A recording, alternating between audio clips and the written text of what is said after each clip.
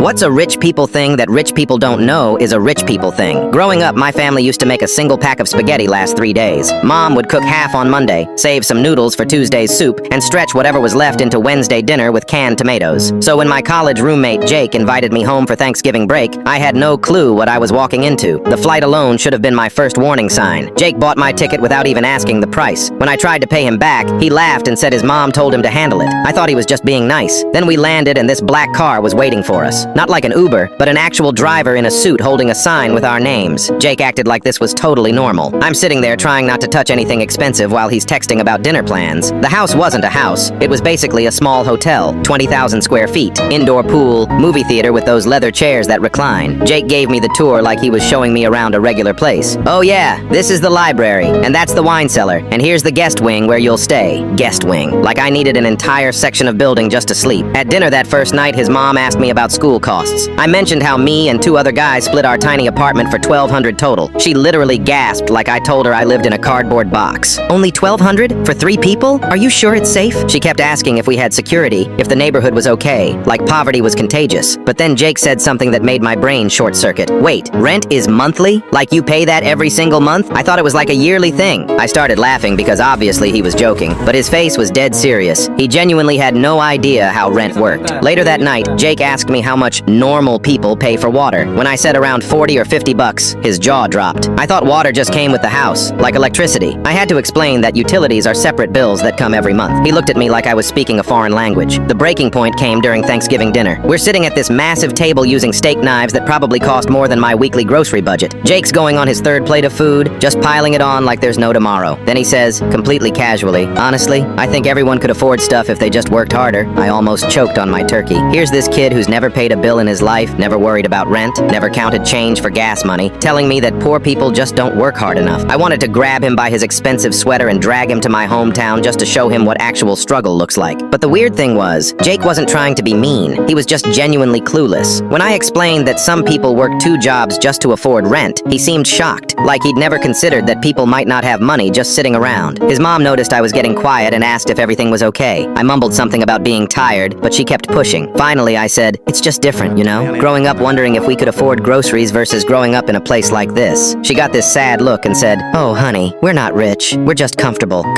Their house had an elevator. They had a chef who came in 3 times a week. Their garage was bigger than most people's entire houses. But in their world, this was just normal comfort level. Before I left, Jake's mom packed me this huge care package for the week. Imported pasta, expensive chocolates, a bottle of wine that probably cost more than I spent on food in a month. She was being so sweet, but it just highlighted how different our worlds were.